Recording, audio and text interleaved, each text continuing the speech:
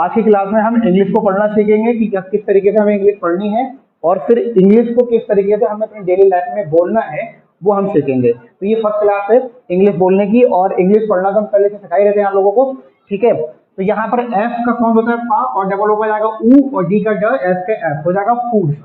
क्या हो गया? फूड्स। और ये आपका C O N son, T A I N tay, और नहीं तो होगा कंटेनिंग। कार्बोहाइड्रेट पढ़ा दिया था हमने, तो C A R car, B O bo, H by high, D R A T I dress, तो carbohydrate. And fats are called energy. तो एनर्जी हम इसको कैसे पढ़ेंगे? E N E R, N F, और जी का साउंड जब हो जाएगा, लास्ट में बाई आया है, हो जाएगा ई, तो हम इसको पढ़ेंगे energy. Given food, sugar and starch.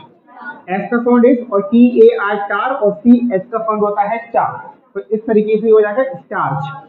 Are rich in carbohydrate, they gives us heat and energy.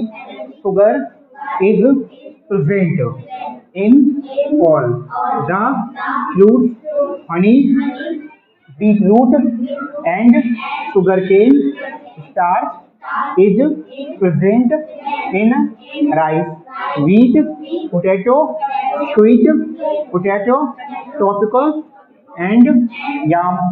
These energy given foods fats gives are more energy than carbohydrates. Oil seeds like cashew, groundnut, coconut, eggs, milk and butter have fat in them. These are energy giving foods. तो ये हमने भी English को पढ़ा। अब इसको हमें English तो हमें हिंदी कैसे समझनी है वो हम आपको बता रहे हैं। तो फूड्स मीन होता है खाना, कंटेनिंग मीन होता है शामिल होना, कार्बोहाइड्रेट एंड फैट हर कोई एनर्जी। तो अगर हमारे खाने में कार्बोहाइड्रेट और फैट कंटेनिंग मीन होता है शामिल है, तब हम उसको कहते हैं कि वो क्या है? एनर्जी। कॉल द फैट, उसको फैट बोलते हैं, और एनर्जी गिवन फूड्स। तो ये आपका कहलाता है एनर्जी गिविंग फूड्स। क्या कहलाएंगे आपके? एनर्जी। अगर आपके खाने में कार्बोहाइड्रेट है और क्या है? फैट है, तो वो आपका कहलाता है एनर्जी गिविंग फूड, ऊर्जा देने वाले खाना। Sugar and starch are rich in carbohydrate. तो हमने देखा यहाँ शुगर मीन्स चीनी होता है, starch are rich in carbohydrate. तो शुगर और स्टार्च ये आपके रिच मीन्स होता है ज्यादा होना।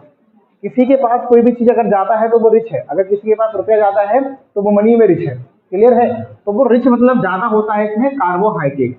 They give us heat and energy. ये हमको हीट मीन्स होता है ऊष्मा। जो हमारी बॉडी, अगर आप इस तरीके से टच करोगे, ये अगर क्लोथ के अंदर ऐसे हाथ डाल के टच करोगे तो आपको लगेगा आपकी बॉडी जो है वो कुछ गर्म है, ये सुनो। तो वो हीट जो है वो ये हमें खाना जो होते हैं कार्बोहाइड्रेट या फैट के द्वारा हमको हीट मिलती है एंड एनर्जी। और क्या मिलता है?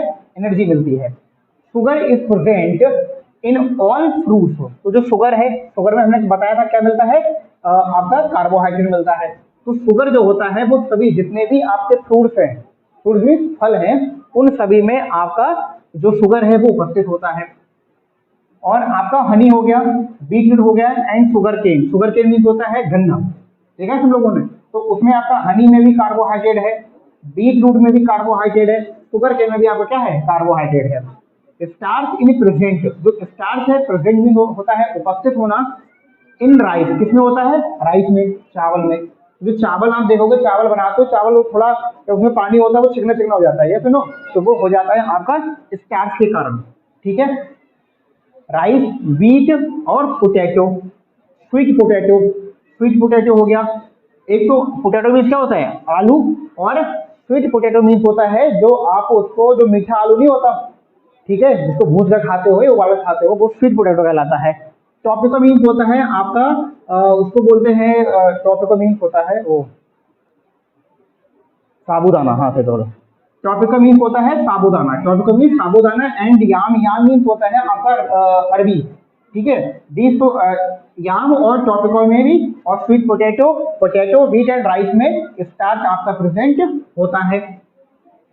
दीज एनर्जी गिविंग फूड्स, तो ये आपके कहलाते हैं energy giving foods. Fat give, fat means होता है बसा, fat gives are more, more means होता है अधिक, तो fat gives are more energy than carbohydrate. अगर आप फैट खाते हो तो फैट से आपको ज्यादा एनर्जी मिलेगी कंपेयर टू कार्बोहाइड्रेट। इतनी एनर्जी आपको कार्बोहाइड्रेट से नहीं मिलेगी जितनी एनर्जी आपको मिलेगी फैट खाने से। अब फैट कहाँ कहाँ मिलता है, तो फैट ऑयल सीड्स, तो जो ऑयल होते हैं, ऑयल वाले बीज होते हैं, लाइक सरसों, मस्टर्ड हो गया, तो ये ऑयल सीड में आपको फैट मिलेगा। लाइक केशनट, जो केशनट होता है काजू, उसमें आपका फैट मिलता है। ग्राउंड नट मूंगफली जो होती है उसमें आपका फैट मिलता है। कोकोनट, जो आपका कोकोनट है उसमें आपका फैट मिलता है। उसमें आपका क्या मिलता है, फैट मिलता है। एग, अंडे में होता है। मिल्क एंड वाटर में भी आपका फैट मिलता है। हैव फैट इन देम, इन सभी में क्या होता है, फैट होता है। अगर आपके केस होता है फैट किस में होता है, तो फैट होगा आपका oil seed, like cashewnut, groundnut, coconut.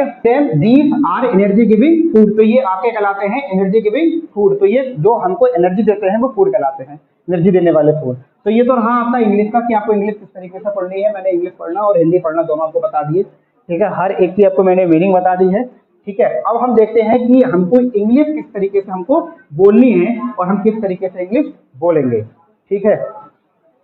तो इंग्लिश बोलने के लिए आपको जो इंग्लिश में कुछ आपके वर्ड्स जो होते हैं वो यूज होते हैं, तो उन वर्ड्स को आप समझ लीजिए कौन कौन से वर्ड्स होते हैं। तो पहला, वैसे तो काफी वर्ड्स होते हैं लेकिन मैंने यहाँ पर अभी केवल 4 ही वर्ड्स लिखे हैं।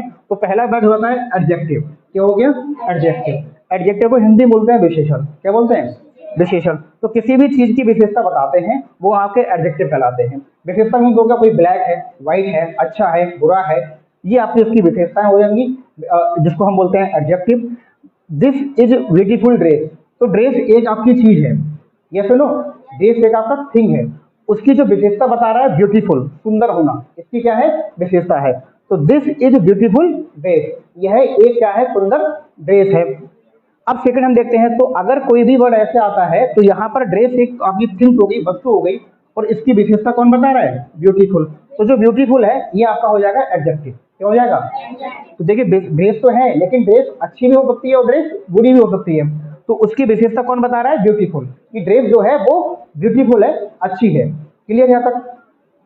नेक्स्ट जो हम वर्ड देखते हैं एडवर्ब। अभी एडवर्ब क्या होता है, क्रिया विशेषण बोलते हैं। तो विशेषता को और अधिक, वैसे तो इसको जो एडवर्ब मतलब वर्ब की क्रिया को बताता है, ठीक है, ये बढ़ा देता है, वो अधिक कर देता है, वो आपका एडवर्ब कहलाता है। लेकिन सिंपल वे में समझ लीजिए कि विशेषताओं को और अधिक करके बताते हैं। एक तो हो जाता है अच्छा, एक होता है बहुत अच्छा, और एक होता है बहुत ही ज्यादा अच्छा।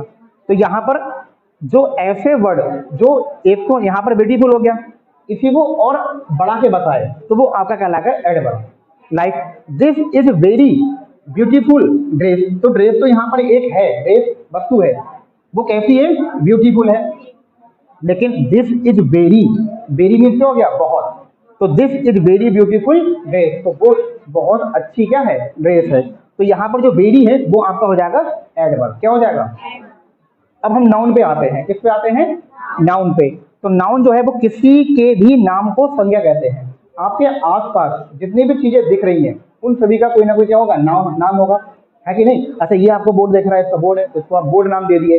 सफेद दिख रहा है, इस पर हम लिख रहे हैं ब्लैक और ब्लू पेन से, तो ये क्या कहलाएगा, तो बोर्ड। तो बोर्ड इसका क्या हो गया, नाम हो गया। ये हाथ में आप देख रहे हो ब्लू कलर का, व्हाइट कलर का चलता है, ब्लू कलर का दिख रहा है, व्हाइट कलर का है, ब्लू कलर का, तो ये आपका हो जाएगा मार्कर। तो इसका नाम क्या है, तो जो इसका नाम है वही आपका नाउन कहलाता है। तो याद रखिएगा, आपके आसपास अराउंड अस जितनी भी आपकी चीजें दिखाई पड़ रही हैं उन सभी का नाम है, और उस नाम को हम बोलते हैं क्या, नाउन। क्या बोलते हैं, नाउन बोलते हैं। तो नाउन किसी के भी नाम को हम संज्ञा बोलते हैं। जैसे हमने यहाँ देखा है पेन, तो पेन कोई वस्तु है, तो हम पेन बोल गए तो पेन नाम हो गया। राम किसी व्यक्ति का नाम हो सकता है, तो नाम क्या है, वो आपका नाउन है। ऐसे अगर कोई हाउस बना है उसको घर बोलेंगे तो घर क्या हो गया, उस चीज का नाम हो गया। नेक्स्ट हमने लिखा है वर्ब। तो वर्ब क्या होता है, तो वर्ब को हिंदी बोलते हैं क्रिया। क्या बोलते हैं, किसी कार्य के होने को बताते हैं। तो जो वर्ब है वो बताता है कि कोई काम हो रहा है। जैसे मैं यहाँ पर कोई काम कर रहा हूँ, पढ़ाने का काम कर रहा हूँ, टीचिंग कर रहा हूँ, तो यहाँ मैं पढ़ा रहा हूँ, तो मेरा काम यहाँ पर क्या है, पढ़ाने का। और साथ में मैं अगर कोई पढ़ा नहीं रहा है, मैं बोलता केवल, तो मेरा वहां काम क्या होता, बोलने का। क्या काम होता, तो मतलब स्पीक मेरा काम हो रहा है। तो जो मैं बोल रहा हूँ वो आपके कहलाएंगे वर्ड। क्या कहलाते हैं, तो कुछ ये वर्ड्स मैंने लिखे थे। एडजेक्टिव जो विशेषताओं को बताए, एडवर्ब जो विशेषताओं को और अधिक बताए, नाउन किसी के नाम को हम क्या बोलते हैं, नाउन संज्ञा बोलते हैं। हमने लिखा था वर्ब, तो वर्ब जो हम कोई काम करते हैं, कोई भी हम काम करें, खेलने का, यहाँ हमने लिखे भी हैं, जैसे जंप हो गया, जंप मतलब कूदना हो गया। अगर कोई भी कूदता है तो वो काम क्या हो रहा है, कूदने का हो रहा है। रन, रन मीन्स हो गया क्या, भागना।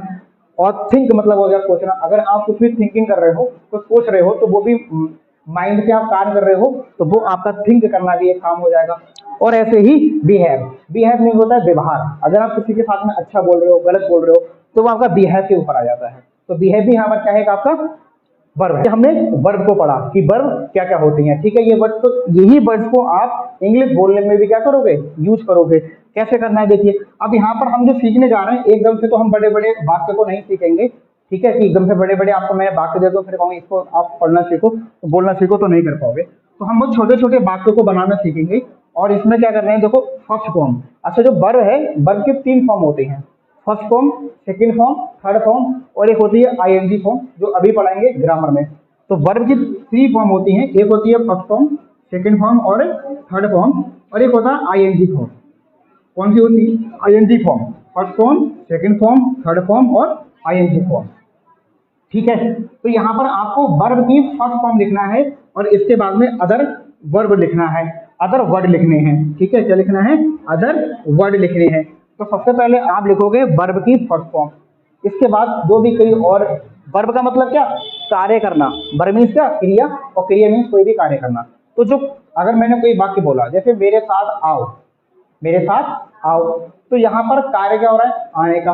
तो पहले आओ लिखोगे क्रिया को, पहले किसको लिखोगे, क्रिया को। जैसे यहाँ आप देखो, मेरे साथ आओ, तो मेरे साथ आओ, यहाँ पर जो कार्य होता है, मतलब जो क्रिया, जो वर्ब है, वर्ब मीन्स होता है कार्य करना। तो वर्ब क्या है, आओ, ठीक है। तो आप वर्ब को पहले लिखोगे, यहाँ हमने लिख दिया। तो वर्ब मतलब कम, और साथ में होता है विद मी, तो कम विद मी, ये हो जाएगा आपका इंग्लिश बोलना। अगर आपको हिंदी में किसी से ये कहना है कि मेरे साथ में आओ, तो इंग्लिश में आप उसके लिए बोलोगे come with me, come with me.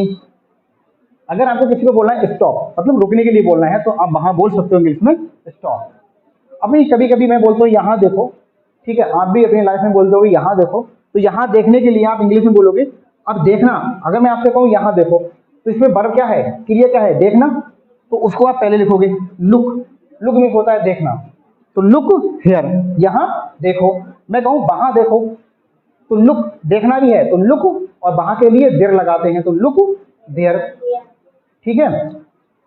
यहाँ बैठो, तो यहाँ पर कार्य क्या हो रहा है, बैठना, तो पहले आप देखोगे सिट हियर, यहाँ बैठो। अगर आपको किसी को बोलना है कि यहाँ बैठो, तो इंग्लिश में आप बोलोगे सिट हियर। अगर यहाँ पर आप किसी से ये बोलो वहां बैठो, तो आप लगाओगे सिट, और वहां के लिए होता है देयर, तो आप बोल दोगे सिट देयर। यहाँ के लिए तो सिट हियर। क्लियर है तक। अब कभी कभी अपने घर पे आप कहते होगे दरवाजा बंद करो,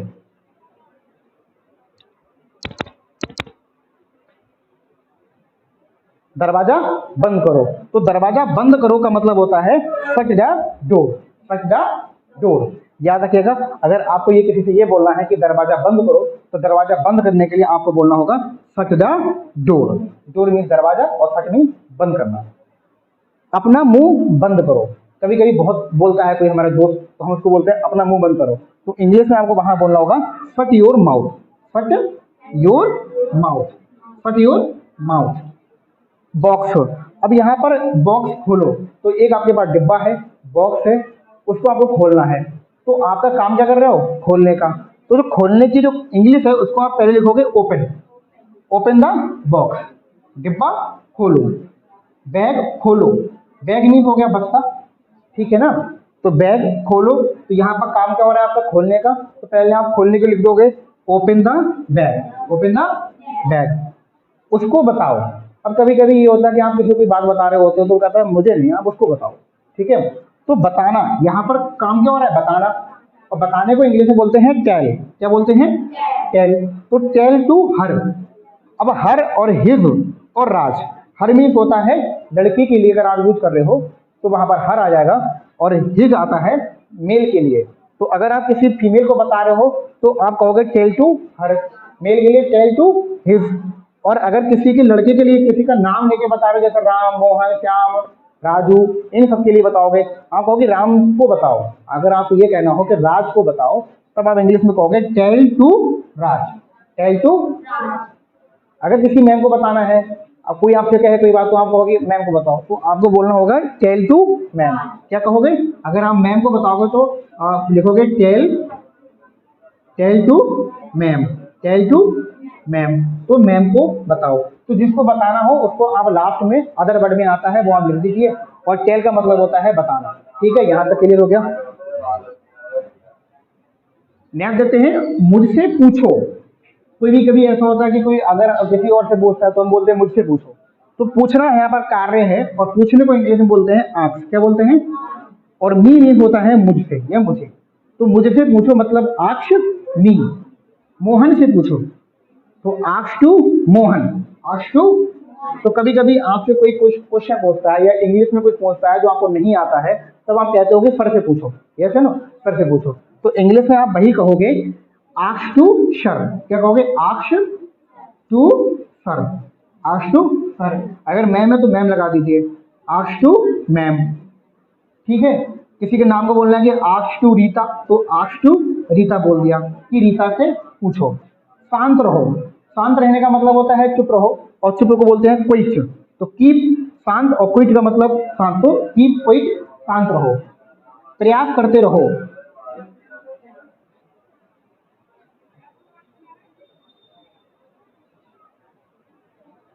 तो प्रयास करते रहो। प्रयास का मीन तो ये होता है कि ट्राई करते रहो। अगर कोई भी काम कर रहे हो, अगर नहीं होता है तो हम बोलते हैं कि दोबारा करो या फिर से करो, तो वो होता है प्रयास करना। तो प्रयास करते रहो मतलब कीप ट्राइंग, कीप ट्राइंग। अगर आप नहीं लिख पा रहे हो और हमें आता है कीप ट्राइंग, तो इसका मीन्स हो गया कि आपको वो चीजें लगातार लिखती रहनी है, आपको प्रैक्टिस करते रहनी है, प्रयास करते रहना है। तो ये कुछ आपके सेंटेंस मैंने लिखे थे, बहुत छोटे छोटे सेंटेंस थे, और इन सेंटेंस को हम अपने डेली लाइफ में यूज करते हैं। पहले हमने बता दिया कि इंग्लिश को किस तरीके से पढ़ना है। अच्छा, ये वाली क्लास तो हमारी डेली चल ही रही थी, कभी कभी यूट्यूब पे भी डाल देते हैं। तो ये वाली क्लास हमारी डेली चल रही थी, और आई होप कि इंग्लिश को पढ़ना भी तुम लोगों को आ ही चुका है। फिर यहाँ पर हमने सोचा कि चलो अब इंग्लिश को बोलना धीरे धीरे सिखाना शुरू कर देते हैं। तो कुछ हमने वर्ड यहाँ पर लिखे थे, एडजेक्टिव है, एडवर्ब है, नाउन है, वर्ब है। इनको एक बार और बता देता हूँ। एडजेक्टिव मीन्स होता है विशेषता। अगर किसी की आप विशेषता को बता रहे हो तो वो आपका हो गया एडजेक्टिव। और एडवर्ब का मतलब हो गया कि वो विशेषता को और बढ़ा दे। नाउन मीन्स हो गया किसी के नाम को क्या बोलते हैं? नाउन। वर्ब मीन्स कोई भी अगर आप काम कर रहे हो तो उस काम को बोलते हैं वर्ब। काम को जो भी अगर आप कोई काम करो, कार्य करो, तो उसको क्या कहोगे? वर्ब कहोगे। तो ये तो कुछ हमने सेंटेंस थे, तो वर्ड थे कि क्या क्या वर्ड हमने सेंटेंस में आएंगे। फिर हमने यहाँ पर बहुत छोटे छोटे शब्द लिखे थे कि मेरे साथ आओ, कम विद मी, रुको, स्टॉप, यहाँ देखो, लुक वेयर, वहां बैठो, सिट हियर, दरवाजा बंद करो, शट द डोर, अपना मुंह बंद करो, शट योर माउथ, बॉक्स खोलो, ओपन द बॉक्स, बैग खोलो, ओपन द बैग, उसको बताओ, टेल टू हर हिज राज, मुझसे पूछो, आस्क मी, मोहन से पूछो, आस्क टू मोहन, शांत रहो, कीप क्विट, प्रयास करते रहो, कीप ट्राइंग। तो कुछ हमने इसको पढ़ा कि इंग्लिश को किस तरीके से पढ़ना है, और डेली, अब एक क्लास डेली पढ़ाएंगे जिसको तुम्हें बोलना भी आएगा। अब तुम्हारा काम ये नहीं है केवल इसको लिया और नोट कर लिया, याद होना चाहिए ये सब टोटली, ये आपको यहाँ से यहाँ तक याद होना चाहिए। ठीक है।